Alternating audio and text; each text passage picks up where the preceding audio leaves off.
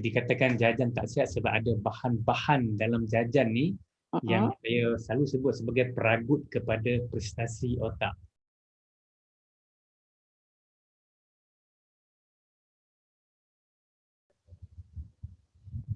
Hai, Assalamualaikum dan salam sejahtera kepada semua follower Pak Emma. Okey, hari ini sekali lagi kita bersiaran secara live kepada follower untuk membincangkan tajuk tajuk apa tu? Mesti tajuk yang menarik lah kita nak bawakan pada anda semua. Okey, sekejap lagi saya akan bagi tahu tajuk apa. Tapi ini adalah live Pak Emma Bincang Sehat. Sepanjang bulan April ni kita akan bawakan topik-topik yang menarik untuk kupasan bersama dengan pakar yang kita pilih untuk anda semua. Okey, untuk tajuk hari ini kita akan mengupas mengenai jajan punca otak anak lemah.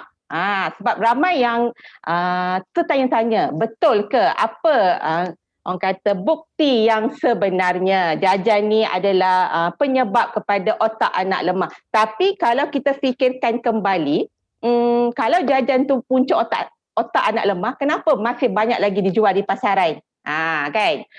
Di kedai-kedai, dan kalau macam ada birthday party pun kadang-kadang kita goodies yang kita bagi pada anak-anak, rakan-rakan kita, saudara mara pun tetap ada juga jajan tu terselit kat situ.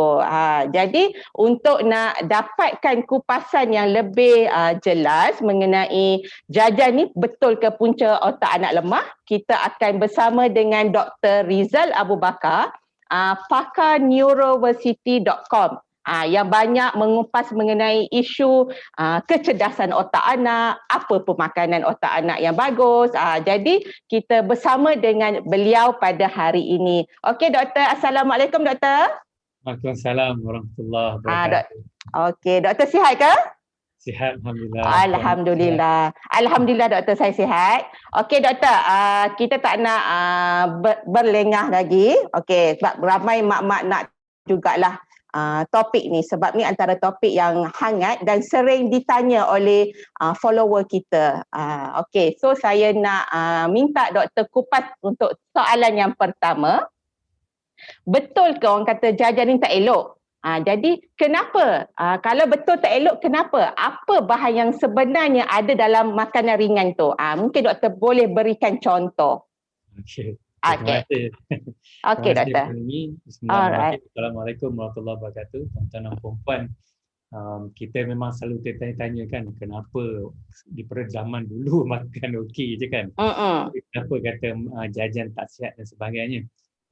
Dikatakan jajan tak sihat sebab ada bahan-bahan dalam jajan ni yang saya selalu sebut sebagai peragut kepada prestasi otak. Sepatutnya prestasi otak ni duduk dekat tingkat atas, tapi duduk kat level 3, level 4 je, tak duduk kat level atas kan. Jadi sayanglah dan mengganggu kesihatan otak. So kita ambil contoh macam dalam jajan ni biasanya manis tu kan. Manis luar biasalah manis dia. So, manis biasanya datang daripada gula putih, dan gula putih ni kita tahu dalam konteks kajian dilakukan, dia bila kita ambil berlebihan kan, dalam biasanya satu hari ni kita ambil, dalam satu hari je kita ambil lebih daripada keperluan 5 hari gula baru satu hari kan, tanpa kita sedar lah. Betul. Dalam kari pun ada, dalam masakan lain pun ada, ni jajan apatah lagi. So dalam gula putih ni apa yang dilakukan, saya pernah buat satu eksperimen semasa saya bekerja di Melbourne dulu. Kita scan otak manusia pada ni. Jadi saya bekerja dulu dalam bidang scan otak manusia, dan bila kita scan otak baru saja ambil jajan ni tapi yang manis kan, sebelum tu kita dah scan otak dia, selepas diambil makanan kita scan lagi. So apa yang berlaku? Bahagian otak yang menguruskan benda yang sangat penting dinamakan prefrontal cortex ni duduk kat belakang dahi. Dan inilah kita guna untuk belajar, inilah kita guna untuk urus emosi, untuk buat keputusan, timbang buruk baik dan sebagainya, empati, semua ada kat situ. Dan urus masa, semua ada kat situ, dan berlaku penurunan aktiviti otak di kawasan prefrontal cortex ni. Ini nombor satu.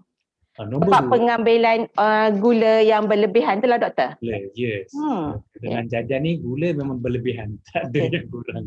Mm-mm. Nombor Okay. 2, bila kita ambil tu, Mm-mm. gula ni dia membantu untuk membunuh, melemahkan sel otak di pusat memori kita, di hippocampus. Oh. Jadi bila kita hantar anak pergilah tuition dan sebagainya, tak bagi anak pandai, tapi kita jamu dia dengan minuman dalam tin, dia tahu gula banyak ataupun air dalam kotak yang gula tinggi daripada gula putih, dan benda tu tak membantu dia untuk dia jadi anak yang, kalau kita nak anak pandai lah kan, Betul. membantu dia untuk dapat kesihatan otak yang akan bantu dia untuk jalani kehidupan dengan lebih baik. Ini nombor 1. Nombor 2, dalam jajan ni ada pewarna. Dan pewarna ni biasanya datang daripada pewarna sintetik, asalnya daripada sumber petroleum dan sebagainya. Dan ada banyak kajian yang kaitkan warna di dalam makanan ni dengan insiden berlakunya nak dapat ADHD, kan dikaitkan dengan ADHD. Jadi dia tak dapat duduk diam dan sebagainya, fokus. Sebab apa, bila dia fokus, beza bila kita fokus Puan Amy kan, sepatutnya otak kita jadi aktif. Tapi bila ambil makanan yang ada pewarna ni, bila dia fokus, otak dia jadi tak aktif. Jadi bila otak jadi tak aktif, dia terpaksa buat aktiviti, dia pergi sana, pegang sini, cuit kawan, cakap macam ni, kena buat sesuatu untuk aktifkan otak. Jadi itu yang mengganggu pembelajaran di kelas pada kawan-kawan lain. Ini menimbulkan tahap kemarahan kepada cikgu nanti. Cikgu jadi hakkan. Maksudnya kalau pewarna, yalah kita tahu makanan ringan ni, jajan ni memang banyak kandungan pewarna dia. Jadi itu antara salah satu punca jugalah anak memang kira kata tak boleh duduk diam. Macam konsentrasi dia tu tak boleh fokus pada sesuatu benda tu dalam tempoh yang lama. Ni antara punca-punca dia lah doktor ya? Ya, ni antara kaitan yang dikaitkan daripada kajian. Gula tinggi boleh menyebabkan dia lebih tenaga, jadi gunakan tenaga tu jadi tak dapat duduk diam. Kalau Puan Amy tanyalah pada guru-guru kan, betul. pas waktu break, waktu pertama lepas break ni, dia akan ambil masa lama untuk tenteramkan budak. Maksudnya aktif dia tu lain macam lah. Lain macam. Okey.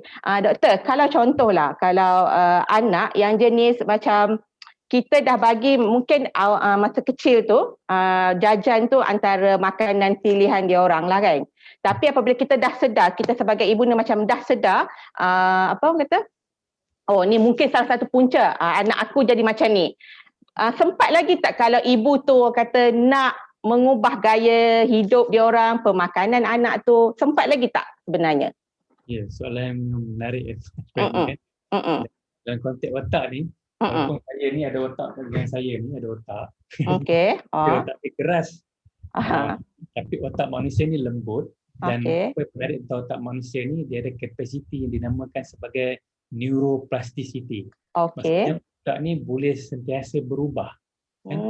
Jadi walaupun kata dah makan jajan, macam saya dulu pun makan jajan juga kan. Ya, betul. Jajan dan sebagainya. Tapi bila dah tua lagi bangka ni dah sedar, saya tak makan. Dan dia membantu saya untuk dapat otak yang menarik lah. Dulu saya pernah scan otak saya Puan Amy.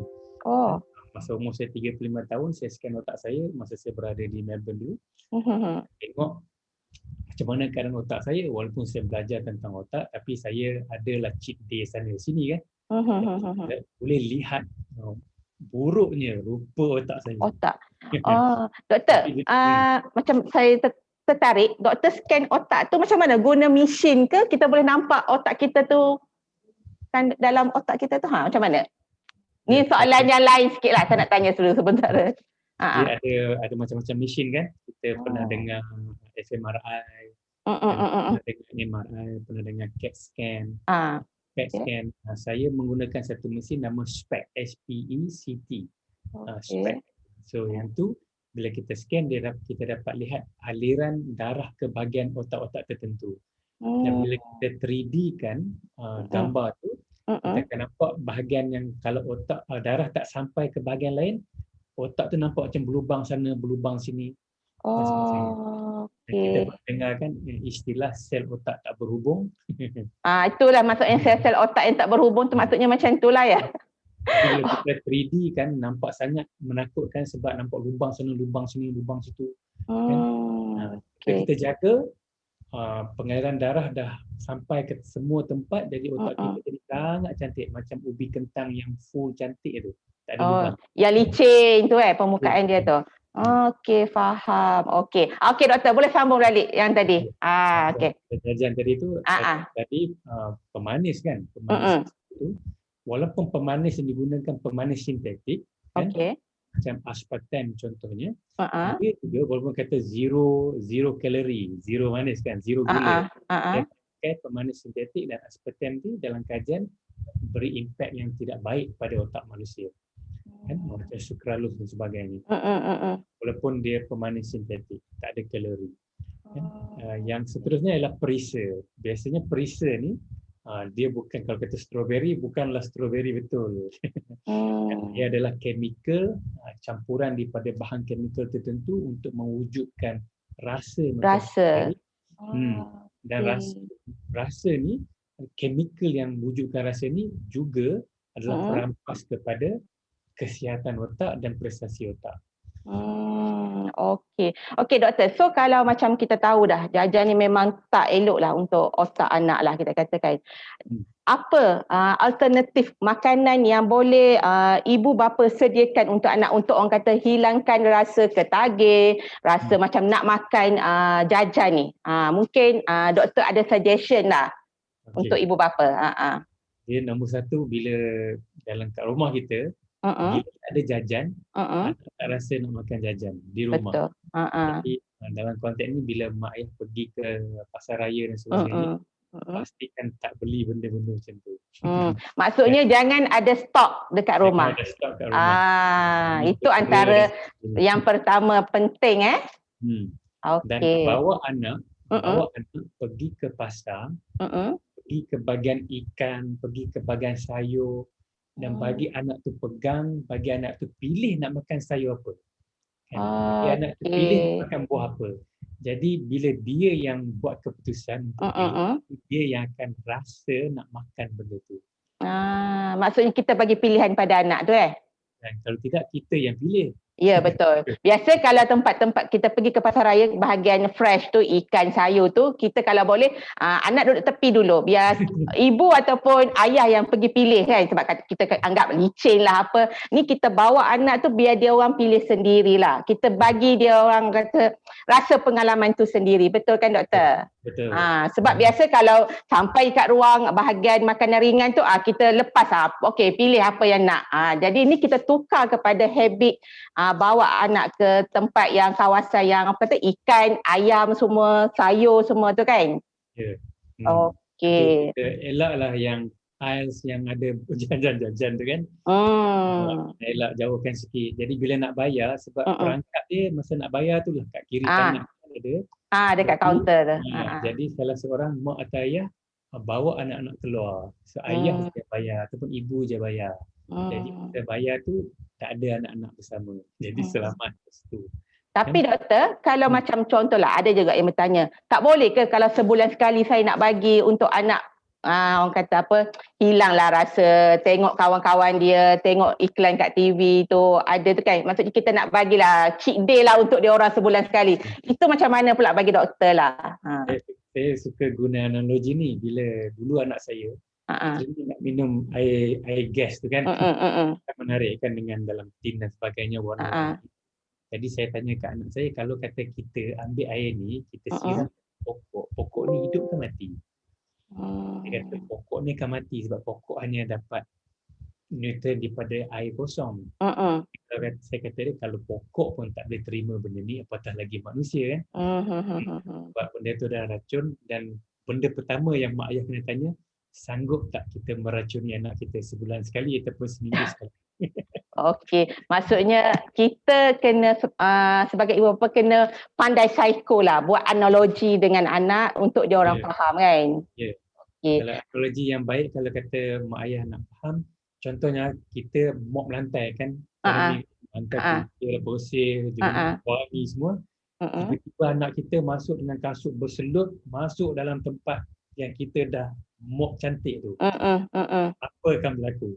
Mestilah berlaku perang dunia ketiga, mak jadi gorila dan sebagainya kan. Kan? Itu benda yang kita dah buat tapi kita biarkan anak cemar kan. Sekarang ni kita yang mop lantai tapi kita masuk balik tempat tu dengan kasut berselut.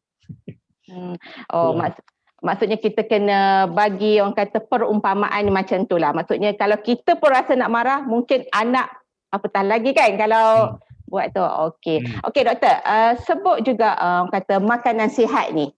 Atau automatik anak-anak dan kita sebagai orang dewasa anggap tak sedap lah sebab makanan makanan sihat ni kadang-kadang tawar, tak ada rasa yang macam tu lah, pewarna, pemanis, masin dia tu semua kan. Jadi macam mana kita nak ubah tanggapan tu doktor sebenarnya? Ya mungkin pada masa dulu-dulu kan, dulu pernah makan makanan sihat dan makanan sihat tak sedap. Kan jadi benda tu tertanam. Dulu kalau masuk hospital kan, hospital, makanan tak ada garam kan. Tawar je kan kat hospital. Jadi itu association yang kita ada. Makanan sihat, makanan sedap, makanan sihat tak sedap kan. Association yang terbina dalam kepala dan menjadi turun-temurun kepercayaan. Betul. Tapi bila kebelakangan ni contohnya macam kita nak masin. Kita boleh pakai garam, contohnya garam Himalaya lebih sihat berbanding dengan yang garam biasa tu kan, ataupun garam Bario, ada macam-macam nutrients dan mineral dalam dia. Jadi kita boleh makan benda yang ada masin tapi benda tu masih sihat. Contohnya kita nak makan benda yang manis, ada alternatif pemanis yang lebih sihat berbanding dengan gula putih. Kan? Contohnya macam gula kelapa, dia punya glycemic indexnya lebih rendah, lebih sihat berbanding dengan gula putih. Jadi kita masih lagi, contohnya katalah Puan Amy buat cucur keria lah, keria. So letak tepung, biasanya pakai tepung gandum biasa. Kan? Campur dengan ubi keledek kan? Betul. Tapi kalau nak sihat, Puan Amy tukar kepada tepung ubi keledek campur dengan keledek. Lepas tu gula tu sama ada ni letak madu ataupun buat caramelize kelapa dan taburkan di atas keria tu. Jadi benda tu sihat dan sedap, masih kekal sihat dan sedap. Kan? Macam contohnya saya buat, saya keluarkan biskut raya kan Puan Amy kan. Doktor ada jual biskut raya juga? Saya keluarkan biskut raya yang sihat dan sedap sebab itu cabaran kan. Jadi kita keluarkan samprit daripada tepung labu dan warna tu warna kuning datang daripada warna labu. Warna yang original labu tu. Okey. Dia rasa macam samprit, tak ada jauh beza. Orang tak dapat bezakan. Tapi dia masih kekalkan warna asli, pemanis asli dan tepung daripada yang lebih menyihatkan sebab ada beta karotin dan sebagainya. Ini yang cabaranlah pada ibu bapa untuk bereksperimen. Kita kena orang kata berani mencuba sesuatu yang baru. Mungkin sebelum ni skop kita hanya pada benda yang kita tahu. Tapi untuk nak orang kata adjust balik corak pemakanan tu, kita sebagai ibu bapa kena orang kata ada ilmu sikit kan, betul doktor? Kena berkorban sikit lah. Okey, kepada semua follower Pak Emma yang baru join dan tertanya apa live kita hari ini, kita bersama dengan Dr. Rizal Abu Bakar, pakar lah tu, pakar otak juga dan juga Presiden Neuroversity.com, membincangkan mengenai betul ke jajan ni punca otak anak lemah. Jadi kalau nak tahu yang mana baru masuk, boleh dulu share, like dan komen. Kalau komen tu kalau nak tanya soalan, kita boleh tinggalkan di ruangan komen dan pihak kami akan ajukan pada Dr. Rizal selepas ini. Okey, doktor, soalan yang terakhir. Okey, kalau kita katalah kandungan gula, garam yang berlebihan ada dalam badan anak kita kan. Selain pada efek pada otak, mungkin juga kepada buah pinggang ke apa, kesihatan untuk badan ni pula macam mana doktor? Ya. Dia bila benda-benda yang sintetik ni, di pewarna sintetik, warna sintetik. Okey. Katalah kita ambil kuih kan. Kuih lapis kan ada macam-macam warna kan. Ya, betul. Kuih lapis tu dah macam-macam warna satu. Gula tinggi. Dibuat daripada tepung putih dan kita tahu tepung putih ni dia akan transform jadi gula juga. Jadi akan berlaku lambakan gula dalam darah kita dan benda ni menyebabkan insulin dikeluarkan. Pankreas terpaksa kerja kuat keluarkan insulin. Keluarkan insulin. Kita makan dia terpaksa keluarkan dalam jumlah yang banyak. Dan jumlah yang banyak insulin ni biasanya kita tahu benda ni akan boleh menyebabkan kencing manis. Betul. Tapi ada satu impak yang jarang diperkatakan, lebihan insulin ni boleh dia bersifat toksin kepada otak manusia. Yang ramai orang tak tahu. Jadi bahaya pada pankreas kita sebab lama-lama nanti pankreas merajuk, aku tak nak keluar dah lah. Ini kan, kau ni tak dengar cakap betul kan. Kita terpaksalah makan ubat anti-diabetik dan sebagainya kan. Ini benda yang bahaya. Dan contohnya, poin ni benda lain contohnya macam deep fried kan. Yang digoreng dalam minyak yang banyak tu. Minyak tu kan. Kuih dan sebagainya yang digoreng. So benda tu bagi impak pada jantung kan. Sebab minyak-minyak yang diulang-ulang guna pada suhu yang tinggi kan. Dia tak ganti minyak tu kan. Sampai hitam pun ada kalau kita tengok kan. Itu bagi impak pada jantung. So bila saya duduk belajar dan saya bekerja di luar negara dulu, kita dapati sebenarnya mak ayah secara tak sedar menyediakan anak-anak dia untuk menjadi calon kepada penyakit-penyakit tertentu bila besar. Tanpa disedari.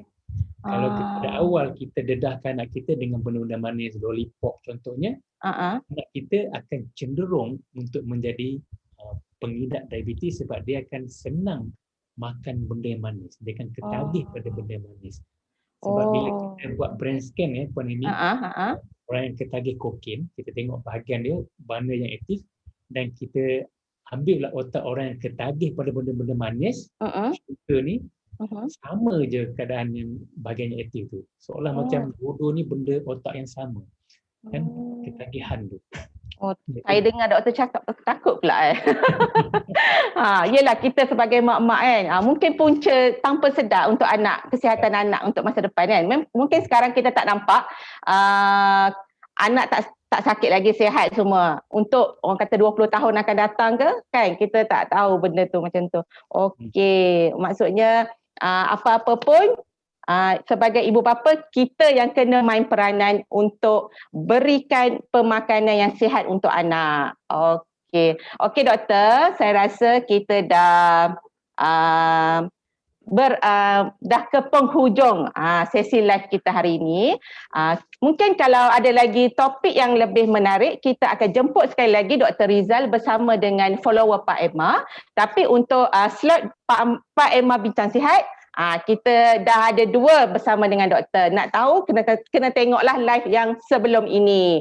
Okey, untuk esok, tajuk apa lagi yang kita nak bincang, kena tunggu dan follow majalah Pak Emma, Facebook majalah Pak Emma dan juga subscribe YouTube majalah Pak Emma. Sebab di situ kita banyak info-info yang menarik, yang bermanfaat kepada semua ibu bapa dalam membesarkan anak-anak. Tak semestinya kita dah tahu, tapi masih lagi banyak yang kita belum tahu. Okey, kepada semua follower Pak Emma, saya rasa setakat ini sahaja untuk hari ini. Terima kasih sekali lagi kepada Dr. Rizal Abu Bakar kerana sudi meluangkan masa bersama dengan kita. Okey, saya akhiri dengan ucapan terima kasih. Assalamualaikum. Bye.